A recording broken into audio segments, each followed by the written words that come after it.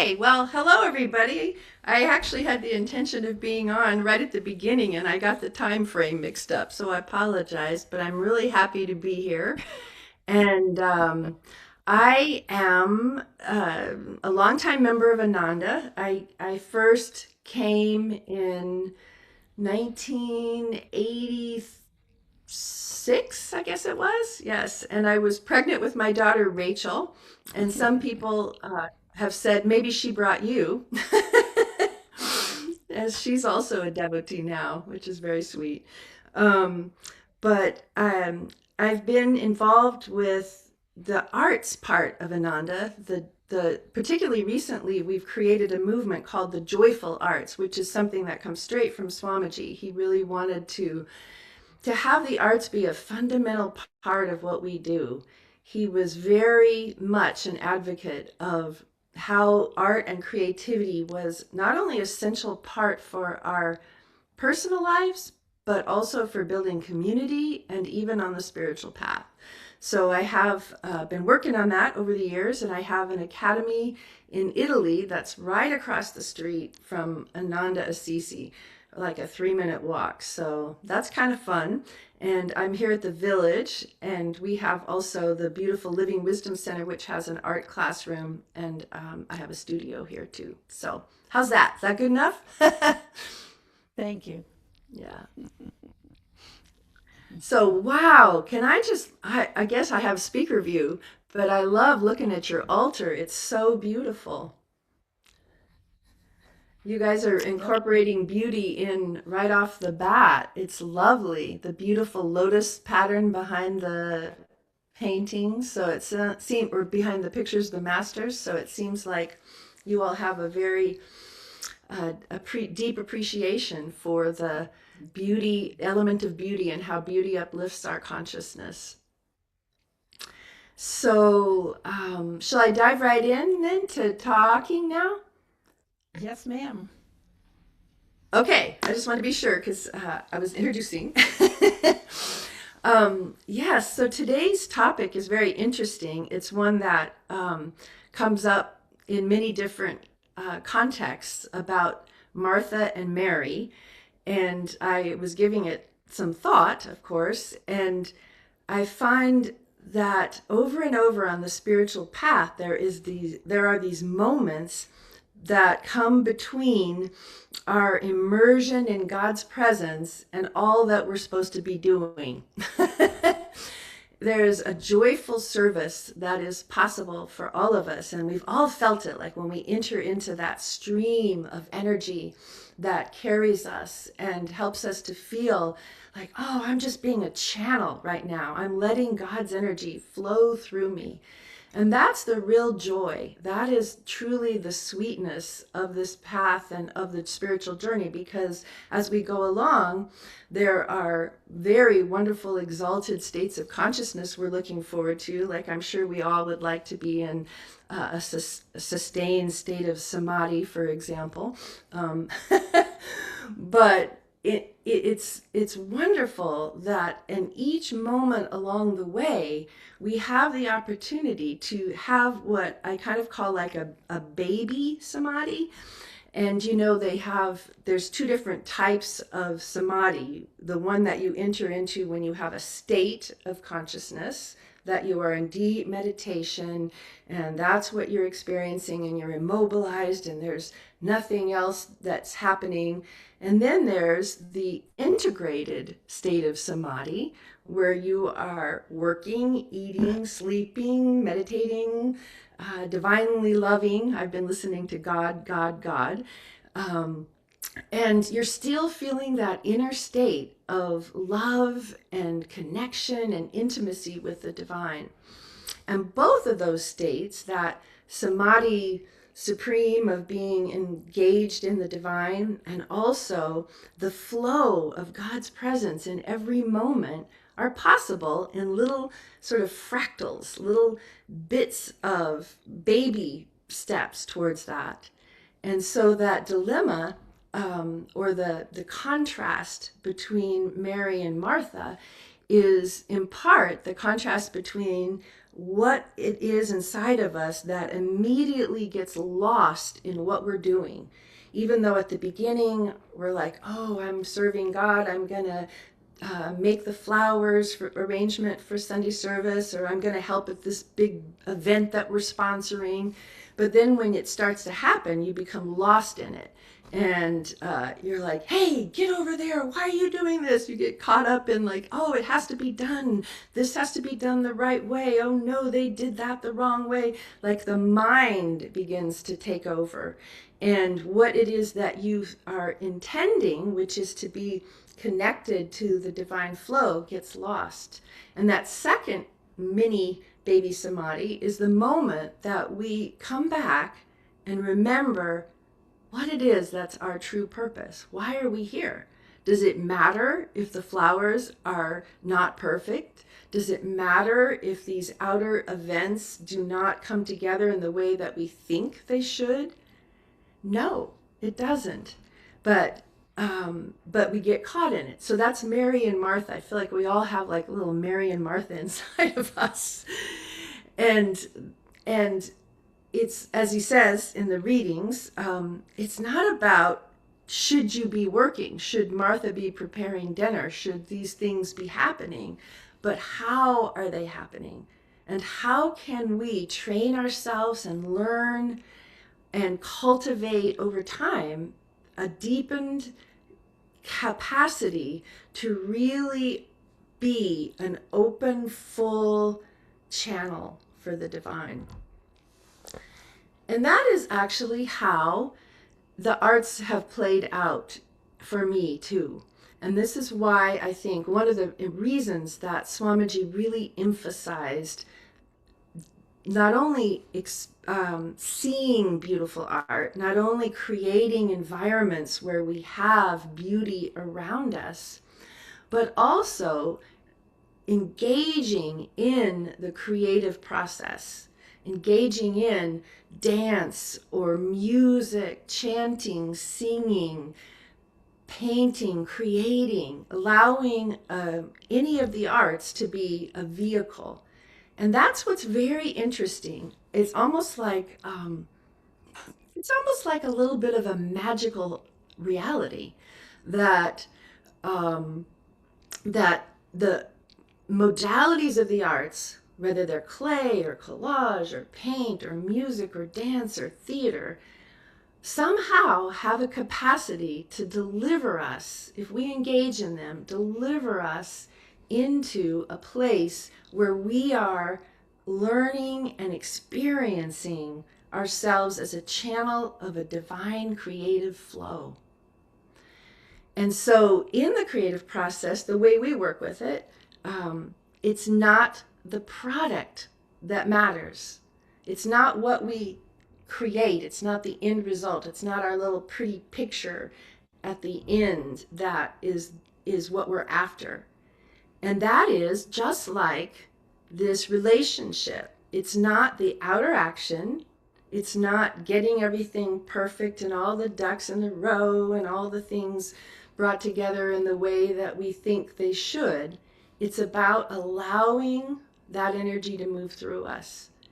And when we are engaged in any creative process, that is what happens in a very easy and joyful way. We simply have to let go of the result. And then the process can move us into that place. And, you know, for a long time, I don't know about you all, but for a long time, I struggled with the idea of, you know, Krishna in the Bhagavad Gita basically saying, you know, give me your actions, give me everything, and don't be attached. Let go of attachment to the result. And what I've found is that I guess for me, and I think for some of us in our culture, we have this sort of medieval mindset, I would call it, that we're thinking, oh, I have this ice cream cone that I want, and God wants me to give it up. Or whatever it is that my heart desires, God wants to rip it from me and take it, and I have to sacrifice and just be like, oh no, I have nothing. And there are moments when that level of detachment brings about a wondrous state of consciousness, but most of us are working on the level of letting go of the little teeny results that are around us, the outcomes and the products. And that's where I really enjoy and find a miraculous, wondrous experience in working with painting or clay or collage or any of these vehicles, because when we let go of the result and not think about, I'm trying to make this clay become this, I'm trying to make the painting become this, oh no, it didn't go the way I wanted and the red's over here. This is that moment by moment process experience of, do I grab onto what is appearing, to what the appearance is? Do I hold on to what's looking like it's becoming on the outside? Or do I stay inside and go into the flow of it? A lot of times in our classes, we will have people close their eyes when they're painting, or close your eyes while you're holding the clay, so that what you're experiencing is not oriented to the product or the result, it's oriented to your inner experience. And why does this matter? Because the spiritual path happens on the inside. It happens inside of our own deep spine, as they say, as it is technically the channel inside of us, the sushumna, the spine inside, the center of our being. It happens deep inside of us.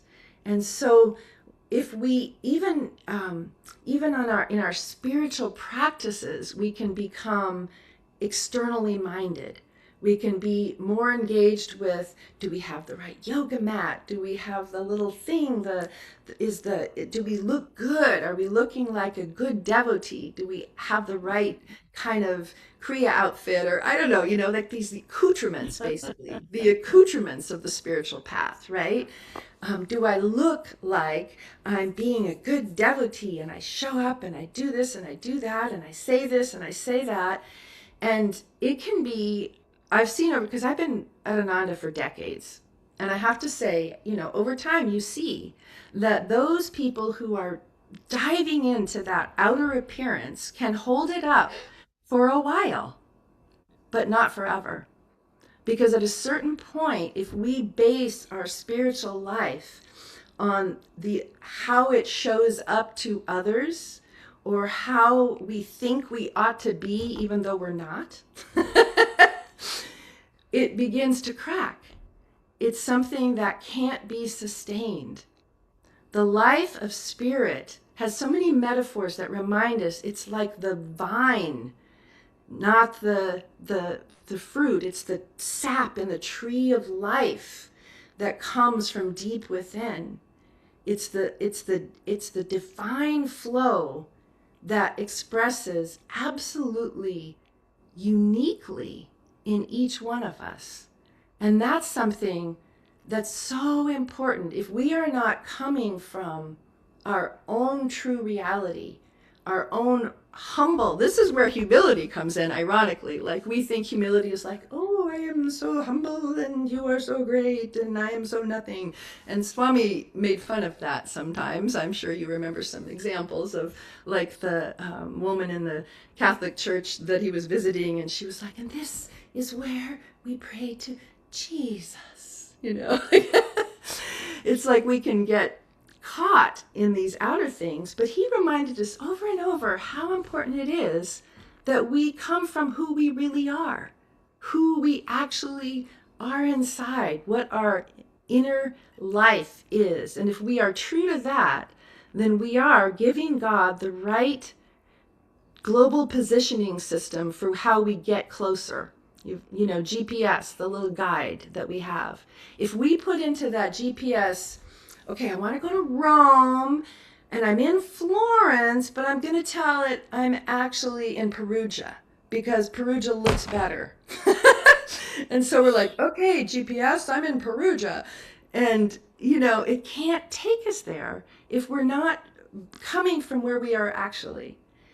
And this is not just conceptual, because when we come to a place inside where we're starting to be really honest and authentic with who we are, we bring that into our conversation with God. We bring that into our deep, intimate, divine romance that can happen. There is a divine romance in the spiritual life.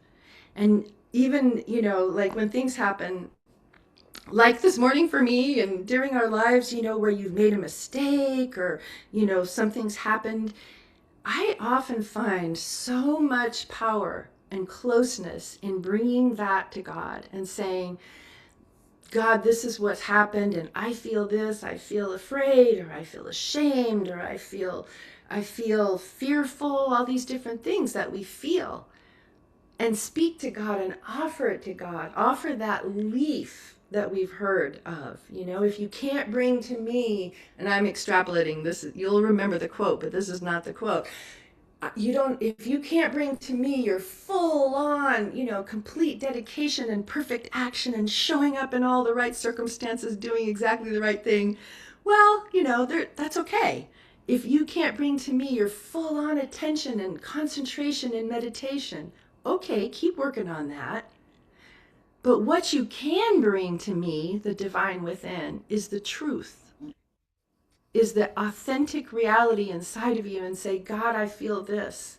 And I found over and over that when I come to my harmonium or my meditation area and I say, this is what I'm feeling, I even speak it out loud and say, God, here's what I'm feeling. I'm feeling nervous about this, or I'm feeling confused about this. And then I just let that be that leaf that's offered at the feet of the divine. Then God has the correct place, the correct location. And I have, more importantly, that correct location. And that is true humility. So that it's not like, oh, I am looking so very devoted and so very, outwardly appearing to be this humble devotee. It's like, I'm humble because I'm admitting inside of me what's happening. I'm humble because when I come to the place where I am aware of the mistakes I make and I'm aware of the feelings I have and I'm just offering them to the divine, it's humbling. That's humbling. That's where we feel, oh, okay, this is me. This is really where I'm at. But then there's a freedom that opens up and a joy that opens up because I'm still okay. And God embraces and loves and swoops in to hold you near, because you are each one of us, I am, you are, we are very beloved by the divine. Who we are is a unique, never to be repeated expression, spark of the divine. And that spark, every one of those sparks is equally loved by God.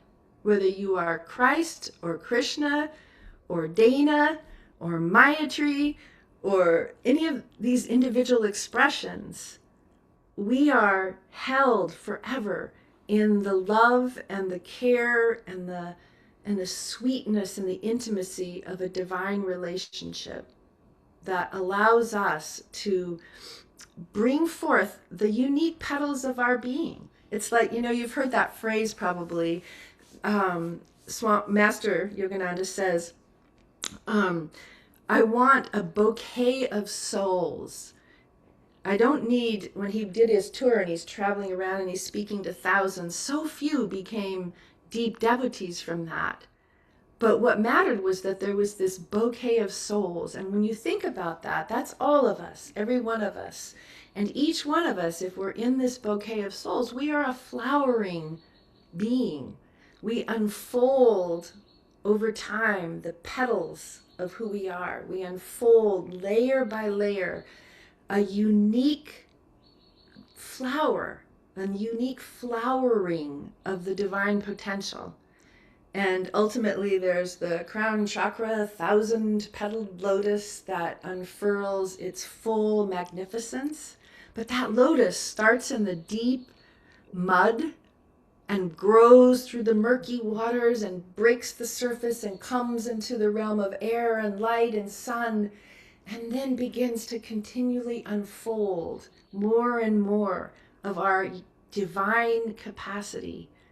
We each have a song we came to sing, a poem inside of us that is our unique signature. There is no possibility that our unique being can ever be duplicated, replicated, or repeated because it is a once in all eternity spark of creation. And there is, I believe, from my experience, there is a joy in the divine that celebrates who we are. There is a love and a delight in the divine when we are truly coming from and expressing the unique unfoldment of our being. Asha has been getting into these near death experience testimonials, and she was telling me about one that I love. And the woman, she's in the state after having died, but she comes back, but she's in that dying state, and she has this experience of God that's so loving and so intimate and so profound. And she comes back and she says, I always knew that God loved me, but I didn't realize that he liked me. And it's like, yeah, God actually even likes us. It's not just that, yes, I love you because after all, I created you and, I did the best, even though you're messing it up. It's like, you're liked. God appreciates every nuance and quirky habit of you. And yes, we're purifying it, we're cleaning and clearing, we're coming deeper into the spine. And as that happens, more and more of the sort of dead leaves fall off. More and more of the things that we are not are peeled away. It's like the process, it's an alchemical process. When you have gold inside of all these other elements, it's in an amalgam, it's mixed with lesser metals, and you bring it into that intense heat and fire. There's a time when it's being smelted, and all that is not the gold, the dross, is being melted away. And we are, as tender human beings, often in that moment. And in a certain moment, we identify with the dross, the part that's being melted away. And that, my friends, is fire and brimstone. When we are going, I'm melting away, everything I want, everything I'm trying to hold on to and make happen is just melting away. But when we shift, just in that moment, our identity to the gold within, to the gold inside of us, then that same process is completely joyous. You're just like, oh, now I can shine. Now my gold is pure and light, and all of these leads and lesser metals are coming off of me. And that's the moment we come to when we come to the divine and we offer that leaf and we say, here it is. This is me in this moment. This is how I am. But I open now. I open to receive your grace. I open to allow the divine creative energy to flow through me. I open to let a love and a grace and a joy that is beyond my little human enclosure's capacity to feel. So let's see, I probably have 5 minutes left, or what do you think here, guys? Sure. You can Okay. 5 minutes, or if you go over, that's okay. We're not timing this. Okay. Okay. Meaning we're going Um, to have people interact with you after you oh, go. questions and answers. Okay, Oh, fantastic. yes. Okay, good, good, Yes. good. All right. Well, let me finish this little part then with a story that just speaks to letting ourselves relinquish our attachment to the things on the outside that aren't serving us and opening our channels so that we can experience more and more of a vibrant flow of God's divine love, power, beauty, joy, energy, vision. And it comes from a story about Corrie ten Boom. And I don't know how many of you guys have read the Hiding Place or know about Corrie ten Boom. That her and her sister were in in a concentration camp during World War II, and they had some pretty intense experiences, as you can imagine. But they were both beautiful, deeply religious. I don't even want to use the word religious. Deeply spiritual people. And they were constantly working with trying to feel love and forgiveness. And uh, one of the sisters who ended up not making out of the camp was especially attuned to the divine. And she was telling Corey that, we're going to really need to help people with love and forgiveness after this is over, when we go back, when this terrible period is over. And Corey at first thinks, well, of course she's talking about us forgiving these other people that are doing these terrible things. And she realizes at a certain point that she's talking about forgiving the guards, forgiving the people who were doing this, for that they would need help with forgiving themselves, that they would need assistance in helping to forgive themselves. Their souls would need that. And so later in time, she's out of the concentration camp, and she's going on like a tour basically, and meeting people, and telling her story and giving inspiration. And she sees in the audience, because at the end there's a line of people who come up to connect, and she sees in that line, I should say, um, one of the guards, one of the guards that she remembers distinctly for some of the most horrific experiences that she had in that concentration camp. And when she sees him, she's like, "Oh no, what am I going to do? How can I even touch his hand?" Or, her body, her psyche recoiled at that encounter in a sense. But she prayed inwardly. And as he came forward, she was able to reach out her hand and take his hand. And she says inside, "I can't do this, Jesus." She talks to Jesus in this intimate way. "I can't do this. You have to do it. But I'm willing to let you do it. I ask for you to do it because I can't." And in that moment, she feels a flood of forgiveness that is able to reach out to this person and open his heart, or I shouldn't even say open, but like nourish his heart in that moment. And it was something, I say this story because it was something that she could not do personally. She could not, as a psyche, as a human being, with her mental capacity, with her just the ability of her, even her own stage of development, she couldn't do it. But she could ask to be a channel, and she could allow the divine force to come through her, the love of God to move through her vehicle towards this other soul, so that he could forgive himself, because shame blocks the spiritual possibility of growth. If he can't forgive himself, he's not able to move forward as a soul. And so I thought that was pretty interesting, and that ability to ask to be a channel applies to everything, because there are any aspect of life that we're trying to accomplish ourselves, anything we're trying to do on a higher level, our day-to-day work as a devotee to come closer to God.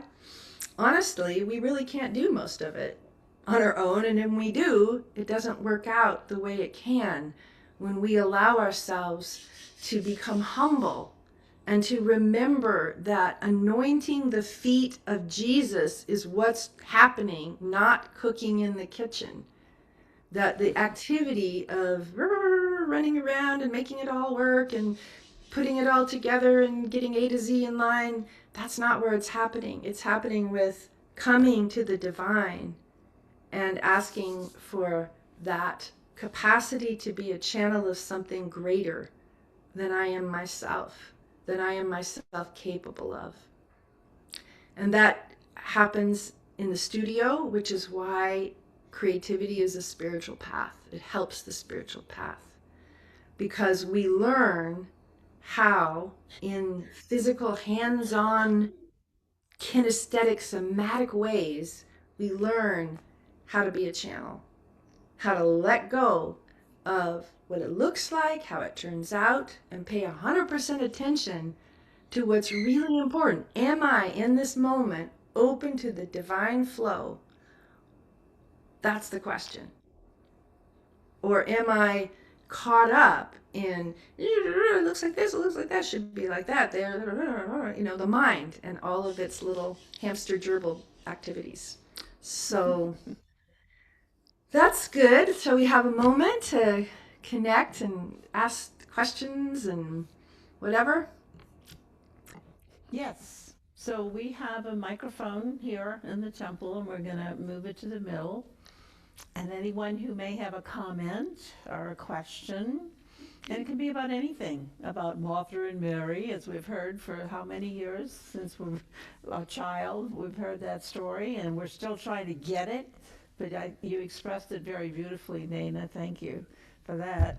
And you can also maybe tell us about the workshop. But let's see first. Let's Sure, let's questions. see if there's questions and then I can tell about the workshop. Sounds good. Yep. So here's Francisco at the microphone. Francisco. He's our tech. Hey, Dana. Hi. Thank you for your talk. I really appreciate it. So you were talking about how to accept ourselves or how we pretend to be this perfect person, right? And eventually it's going to break. Right. How can we try to accept ourselves? For example, I want to be this perfect employee, and sometimes I feel frustrated because I'm not getting the results I was expecting, or as a husband or as a son, right? How can we accept us in this context, that this part that we struggle with? Because there's a lot of things that we accept, right? Oh, I'm good at sports, I'm good at something. So you feel proud of it or something, but there's many parts where you don't feel proud of it. Or how can you accept and move on? Or if you could Right. elaborate that. Yeah, no, that's great. Thank you. Yeah, there's certain parts that are easy to accept and our limitations, like, okay, I'm not going to be a brain surgeon. I'm not too concerned about that. I would be a terrible brain surgeon, so luckily I'm not going to be one.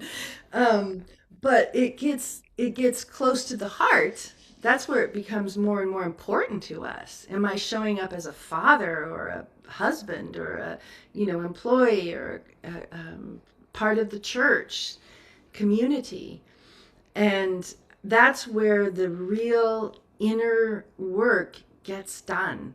And I think that um, there's a way that I think is one of the simplest. It sounds so simple that you can't even believe it's really what you would need to do. But it's, again, talk to God. In that moment, you when you realize it, like you just yelled at your kid or something, and you're like, oh my gosh, I am not I do not want to be the kind of parent who yells at my kid, but I just did, right? For example, I'm just using that as, and it's like, can you in that moment go inside and go, it doesn't have to be outward, doesn't have to be words spoken to others. dear God, I just did something that I really didn't want to do. Please help me. Please help me. Please forgive me. Please help me forgive myself. Please come into my heart. Because in those moments, what we do is we go, oh, we shrivel up. We close down. We let shame come down on top of our heads and we go, oh no, I am not good. And I have been bad. Like it's, and then that closes us down and it takes us exactly the wrong direction that we need to go. And so, can you in that moment just go, dear God, I made a mistake. Please help me. And what I found is like, this is a practice. You got to do it. You got to bring it into the moments. You got to bring it into the times.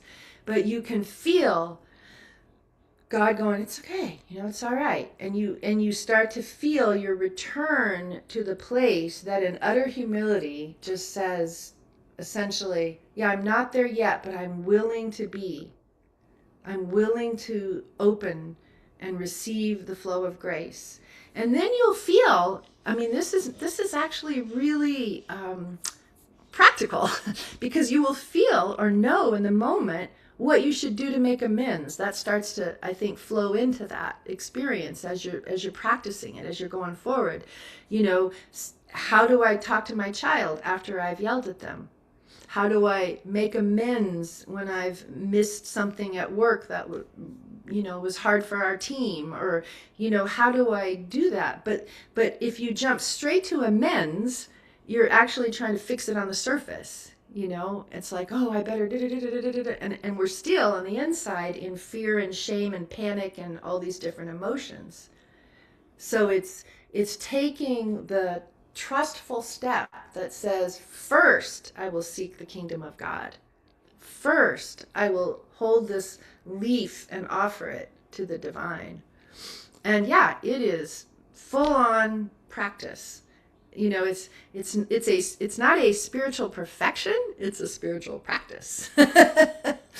So I don't know, does that help at all, or do you want Yeah, more? Yeah, thank you so okay. much. Thank you so much. Thank you. Thank you for that question and for, yeah. Well, that was great. I don't know about everybody else, but little imperfections that we are aware of and accept within ourselves, turn them over to God. I mean, I've tried to fix certain things within my own self for years, and once you're aware of them, well, that's a good start. Yay! I'm aware that now I whatever X Y Z, but what do I do with it? First, I love what you said. Seek first the kingdom of God. First, turn it over, and there, from inward, the divine will help us to be more aware, and then suddenly I'm not yelling at people on the freeway anymore. Whatever it is. So Yeah, that was great. yeah, thank So you. who else may have a comment? Do we have anything in the chat box? Folks online, you can put anything in the chat box, and Francisco can keep an eye on that for us. But how about here? Oh, come on, people. Let's talk. Okay. I'll jump in there. Hi, Dana. Hi, Mark. First of all, I just wanted to say I loved your analogy of the GPS. Mm. And the GPS can't get you to where you want to go unless you're unless you know, number one, you know where you are, and number two, you're honest with where you are. So I thought that was a great analogy, and I expect to be using it a lot in my, at least in my own life anyway. So since I don't do talks anymore, but anyway, one of the things that I remember reading many years ago, and I can't remember exactly what the context was, but it said, it's most important that, and I can't remember if this is in a spiritual context or not, but it said that you try to lessen the amount of time between having an inspiration and taking action on it. And that doesn't mean necessarily that, if you have an inspiration to do, you know, to do anything really. Um, And it doesn't mean that it's going to be complete, within the next 30 seconds. But, if you can lessen the amount of time before you take action on that and start moving on that, then that's a sign of spiritual growth. And I even remember that Swami even took it to the point where um, he wouldn't even wait for the inspiration to hit him. He would just start walking towards the piano and saying, "Divine Mother, I need a melody for this," and I'm in full faith that by the time I get to the piano, I'm going to have it. And he said, most of the time that worked out, or maybe all the time, I'm not sure. But I wondered if you would comment on that and how that. Overanalyzing something is really the death of creativity. Yeah, that's great. Thank you for that. That's good. I want to respond to two things. First, I want to respond to the in answering your question in the context of that GPS metaphor. And then I'll talk about it in a different way. But in terms of the GPS metaphor, one of the things I love in that is that when you are on the road and your GPS is trying to take you to Rome and you make a wrong turn, it doesn't say to you, "You idiot, I told you to turn here." Like, it doesn't like start judging that you made the wrong turn ever. All it says essentially is recalculating, Calculating. recalculating. So no matter what we do, the divine is always with us going, recalculating. Okay, I thought you were going to get this one, but you didn't. So we're going to go from where you are now. And there is absolutely no like shame coming from God. I really feel over time that like shame is not from the divine spark inside of us. Shame is from the part of us that blocks the light. And so our regret and our shame and our down on ourselves and oh, I blew it, that part is not the voice of God. The voice of God is recalculating, now we're going to go from where you are to where you need to be. And I think it ties in to your question about inspiration because it's again that practice of tuning in frequently and just trusting what that attunement tells you to do in the next step that gives you that confidence. So when we have inspirations, there's a step where you can grab that inspiration and it becomes very precious and you're like, oh, my precious inspiration, and I have to hold on to it because who knows, I might not get it again, and it's so important, and so I better think about it and I better get it right because it's this precious thing. And you start to create this increasing abyss between, chasm between you and the realization of the inspiration. I think that's what you're talking about. Like the road gets longer and longer because you're Yeah. trying to hold on to it. Yeah. And I think that trusting that the divine is there moment by moment. So I got this inspiration and the next day I forgot it. Oh no. Well, what do you got for me today, God? And then it comes through again.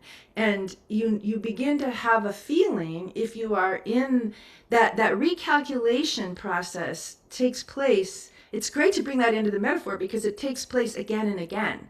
Like we have okay, I admit I'm in Florence, I'm going to Rome. It's not like done at that moment.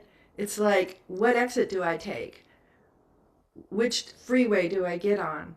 And that happens all along the way. So when we're tuning in again and again, not only to the forgiveness and all these things that we were talking about, but to the inspiration. Because when we are channel and when we are open, the inspiration of the divine wants to flow through us. It can't wait to flow through us. Like I really feel like at some points when I'm in a flow of inspiration that I experience the delight of the divine. Like, yeah, this was what I had in mind with creation. Thank you. When I made this whole story happen, it was like I wanted people to be channels of the beauty and the glory and the love. And so trusting that, take that little step of the inspiration and let go of the result. The result being, I will follow through on this inspiration and it'll be magnificent. I will da da da da da. It's like, what can I do in this moment? And if you are open in that moment, it could be that the inspiration is sit with this a while. Don't move it into action. But it could also be the inspiration is take that little baby step, just like the baby samadhi, you know? What's the baby step? I write it down. The baby step, I draw it. I show my friends. I, whatever, these little teeny bits along the way. And again, encountering humility because it's a bit of a segue, but maybe not. When we are imagining things, when we are tuning into divine imagination, it's such a vivid, glorious reality that anything we actually create on earth is pretty paltry in comparison. It's like you have this fabulous vision, and then you go, oh, okay. When it finally becomes real, it's like this little thing.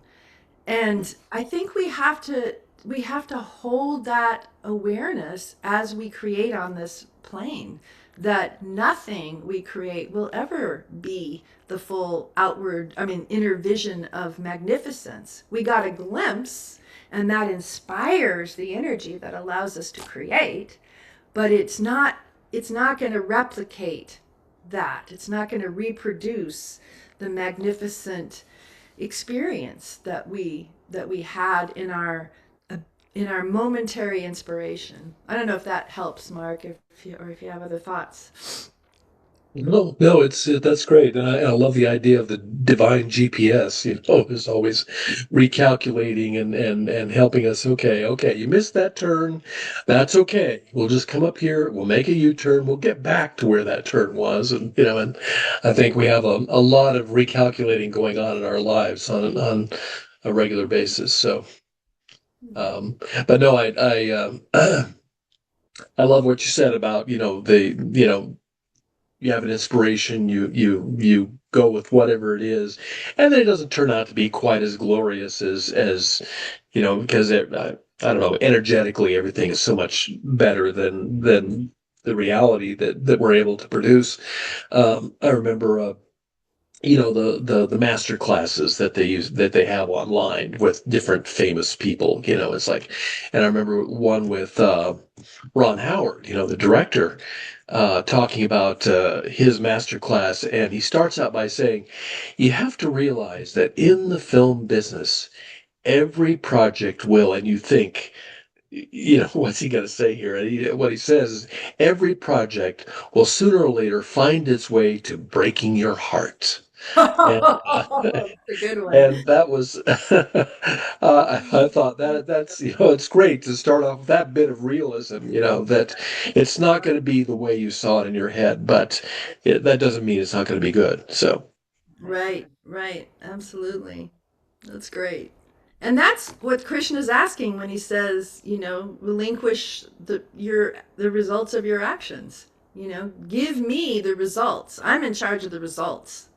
You're in charge of staying in the process. Yeah. Oh, great. So, Hello. Who's thank you, this? Dana. so this is Yeah. this is Mallory. Hi, Mallory. Hi, I met you in Assisi. Yes. Oh my I goodness. saw your gallery and everything. It was wonderful. Um, yeah, what I notice when I have an inspiration that's really important to me is my negative ideas come in and then I just forget about it.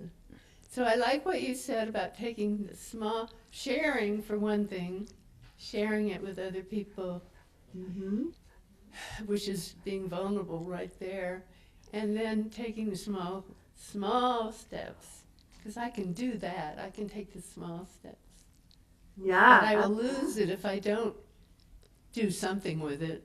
I'll lose it. Mm-hmm. Mm-hmm. Yeah. No, I absolutely hear you.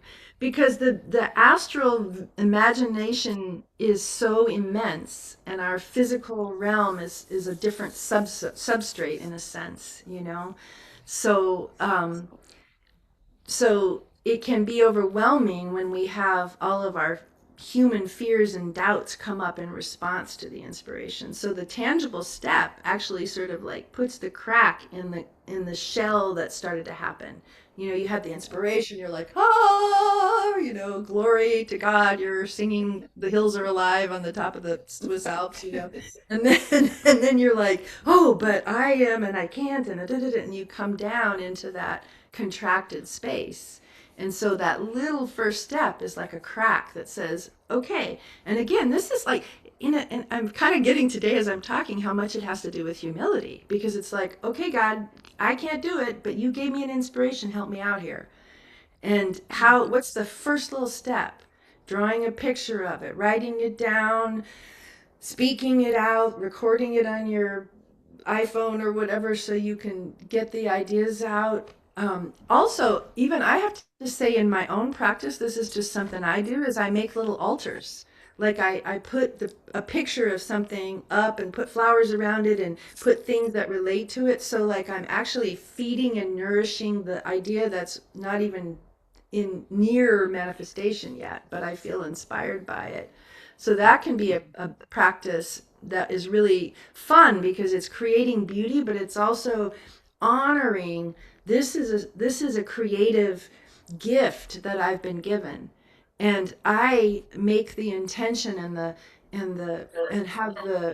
have the humility to say this beautiful gift cannot be manifest out of my own capacities, but I can serve as its vehicle if you will flow through me. Thank you. Yeah, thank you. Thank you so much. I'm repeating somehow, you guys. I don't know what's happening tech Yeah, wise. there's a little bit of a sound thing. We don't know. Okay. We can hear you and understand though. Okay, great. So Maya Tree just showed up on the Yay, Maya screen. Tree. Hi, sweetie. I bet you have a Hey question. everybody, can you hear me? Yeah. Okay, I'm sitting in the parking lot of Ananda, Washington. Ah, okay. I rode over listening to your talk while crossing the ferry from Kingston to Edmonds and then driving up the freeway. And I'm lucky I didn't have an accident because I was fully engaged with you and what you were saying and trying to pay attention to the GPS. Yeah, it was pretty funny because I too loved your GPS. I think that's a real inspiration. Got to remember that one. Um, I just a couple things I wanted to say. First of all, to everyone there, uh, you know, if you're feeling as inspired as I feel just listening to Dana talk and everything, and this is where I always go, more people need to hear this. More people need to be exposed to this. Mm, And that's the way I feel about you coming to Dallas. It's mm, like everything you've said today, if some people could hear this and know about you coming, they would be so thrilled to be there. But if they don't ever get the message or the friend doesn't say, "Look, you need to be here," then they're going to miss this amazing opportunity. So I want to say to everybody there, get a friend, grab a friend. This is this is amazing what you've shared today to just open up those floodgates of not just creativity but just that divine connection in a way that, as you were saying, expresses your own unique gift to the world. It's the exploration of that. So I'm really excited that I'm coming back to Dallas to be with you, and I'm also equally as excited that I get you in the village and that we can share more. And I just two other little quick things, um, because I've always had an issue with uh, feeling the confidence or whatever. It's the ego that gets involved there with all that judgment and shame and, oh, I can't do this and everything. Um, but one of the ways early on for me that helped me uh, is I sort of reverted back to making mud pies as a child. It's like, you can't go, you just make mud pies of things. You just have fun with it. And it's one thing Asha's in Swami has said, just have fun. And so I always try to keep that in mind when I start to get too serious, because when I lose the fun aspect to it, then it's almost always over for me. It's there. So I try to tune into just keeping that mantra of it's fun, make it fun, have fun. It's all about fun. Yeah, yeah. That said, I'm going to throw you a little curveball, and this is my last thing. So happy Mother's Day to everybody out there, and Sri Yukteswar's birthday. Now, how do we reconcile that? You know, how do we reconcile that creativity and, Mother's Day is, creative. That's the creative self. We're all making creative babies, right? Creative children. I want your views on how we reconcile Sri Yukteswar and Mother's Day. Okay, okay, that sounds good. Thanks, Um, Marjorie. yeah. I have to respond to the first 2 points first, though, because they brought up things. So, um, yeah, one is that you said something that I think is so essential to recognize is that the part that blocks our divine flow and creative expression comes from the ego in the negative sense of the word ego. And it can be both. It's very interesting. I use this analogy of Cain and Abel. Or maybe you're familiar with the biblical story of Cain and Abel. And here they are, two brothers, and they're out there and they're giving their offering to God. One is offering the meat and the other is offering the grains and the flowers. And one of them looks over and thinks, God likes what he's doing better. Like, he's getting a better response. His stuff is better than mine. And that ends poorly, as you know in the story, as he ends up actually killing the brother. But it's this jealousy or this comparison that happens when we look around and we see other people's creative flow. And this just, it may not be exactly what you were talking about, Maitri, but I want to bring it up because in the room, in the studio, when you're doing art, I see this over and over that if you are focused on your altar and your offering to the divine, your creative process, all is well. And you are in the flow of the soul. And that when you look around and go, oh, I love what they're doing. Mine isn't as good. I'm ashamed. Or mine is better. Like, look at me. Look at mine, guys. Like, look, it's really looking good. And so both things are they're the sides of the same coin. It's the comparison coin, that we have that. And so I just wanted to mention that because when I think of one of the biggest blocks right off the bat, it's like mine won't be as good, or I really secretly want it to be better. And so that gives a whole bunch of pressure and tension because I want it to be better. So anyway, that's that. And Sri Yukteswar and Mother's Day. What came to mind immediately with that is the somewhat unbelievable story that comes directly from Sri Yukteswar's people who knew and experienced Sri Yukteswar in their childhood was that he showed up at the house with candy in his pockets.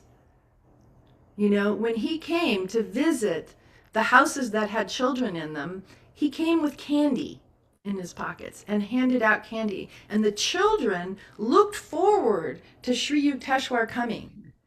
Now, if Sri Yukteswar, because we know him from stories of him dealing with advanced disciples where he's training them to become avatars. He's working with this level, and we are on that level at times. We're working with that level, and at that point, you have the father energy, right? The disciplinarian father energy that we feel in Sri Yukteswar, but Sri Yukteswar also carried the divine mother energy, and I think as we and you the holy science, I don't know, his book that he was commissioned by God to do, the holy science, Babaji gave him that task. What do you remember what the statement he said about bottom line, what it's all about is? Love. If you can't love, you're not taking even the first baby step on the spiritual path. The foundation of spiritual growth, the foundation of our progress is love. And if we nourish that foundation, and if we ask Sri Yukteswar for the candy when we need it, like literally, like work on that loving mother foundation inside of ourselves, then by the time we get to the harder lessons that involve discipline and will, we are not doing it in a way that is actually self abusive or self damaging. Because I think a lot of us have missing mother nourishment inside of us. And so when we get into willpower and discipline, we get really tense and mean with ourselves. We can get that way. But if you come from the foundation of the nourishing divine mother, and you're allowing who you are to just be rooted in that, then at a certain point you want that one spine of the tree trunk to grow straight, and you put energy into that and allow it to grow straight. But that's a very different experience than just trying to do it right and being constantly pruning and withering to yourself in the journey because you aren't already perfect, because you're not on Haranyaloka. I don't know if that's helpful, but you're not. Maitri, your mic is not on. Thank you so much. I appreciate that. That was perfect. Um, I have to Oh, take off now, but I okay. just wanted, I'm so glad I could join and be with everyone today. And I look forward to being there in just a couple weeks more. And one last thing, just between you and me, in that sense, we're on the same flight, Dana. That's so exciting. Oh I my know. gosh. Great. I I know. love We'll it. I'm talk so more about happy. that when I get back to the village. So, Okay. Okay. everybody Sounds have a good. great day, and Okay. God bless everybody, and happy Mother's Day, happy Shri Yukteswar's birthday. Bye bye. Okay, that sounds good. Bye, Actually, Maitri. now that she jumped off, I'm gonna actually hit the third point, which I was going to, and that's about bringing a friend and to the workshop. And I'll say that one of the things, like today, I'm talking to you all, so I'm making it very tuned into our particular path. But the workshop is actually on Saturday very beneficial and open to anyone who just has a spiritual longing and wants to experience how to open the channel. And the workshop is actually not about how to become an artist, how to make pretty pictures. You have talent, you have experience, nada, nada, nada, nula. Nothing about that. It's about opening the channel. And the languaging that we use in the workshop is very much universal, that anybody could relate to. Inside, outside, tree of life archetype, sap moving through the branches, just things that are like alive metaphors for the spiritual life. So it's actually a really, really good opportunity to introduce someone to who's just wanting to have some contact with the spiritual dimension of life. And I recommend that you do try to obviously come, but also bring someone, because that you guys aren't the hugest meditation group, right? You don't have thousands. You have maybe a gathering, and it's beautiful, but it grows through word of mouth. You don't have the budget to put on the kind of marketing that gets 100 people showing up, but you do have the kind of heart that magnetizes people to your community. And that's what you have to be a little bit courageous with. You got to step out there and tell your dentist about it, or whatever it is that you're out there and you feel this person could potentially experience this in a way that would be growthful. And they don't have to be into art. What you want to look for is somebody who's ripe for spiritual life, for the inner life, who's interested in having a vibrant inner life. That's beautiful. Thank you for saying that. I think that helped all of us to feel free to sort of be vulnerable ourselves, to say, hey, I'm going to this workshop, and I know you're a spiritual being, because you can tell it, and sometimes you even discuss it, but it's not all about Ananda, Yogananda. It's not that at all. It's how to open ourselves to the divine. What Absolutely. you just said has been very helpful, and we will do that. And we're gonna let you go because it is afternoon here, which is 10 o'clock your time. Just Um, when I'm ready to show up for the event, actually, because I my Outlook program, despite my mind, put it into that time frame. Darn it. Anyway, but that's Interesting. Next funny. time we're gonna talk next time instead of all the emails then. Okay, 'Cause sounds yeah, good. next time. Meaning you're coming in person first. Let's just wait and enjoy Absolutely, and that thought. please come. Yeah. Thank you Okay, so we're much, gonna everybody. I really appreciate being with you all. I am so thrilled when I begin to connect with a group that's that's sprouting and growing and having this beautiful opening happening in your community. That same community, that same opening that happens for us personally happens for us in yeah, community. And for I 33 know years, that, dear. pardon? For Say again? 33 years we've been sprouting and supporting and loving And being that Divine Mother Foundation for so many people. and yeah, yeah. All right, shall we tell Thank you, Dane. Dana For goodbye? Oh, wonderful. this is So just say who you are. Jocelyn. How are you, Dana? Thank you so much for joining us today. It was beautiful. I'm here with the kiddo, so I wasn't uh, uh, very present, but what I heard was beautiful, and I know it's gonna be very special your visit here in person. So, well, people in the temple and in the Zoom, we invited you to register soon, and you already experienced this moment with Dana, and it's gonna be more magical. So, yeah, we are very happy to have you here soon.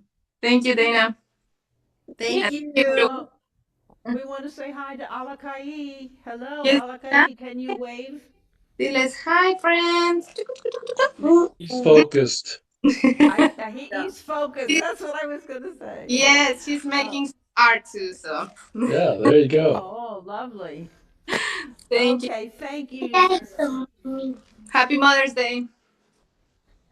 Yes, to you all too. Dana, thank you so much. We'll see you Thank in less you. than 3 weeks. Yes, we will. It'll be so much fun. I'm looking forward to it.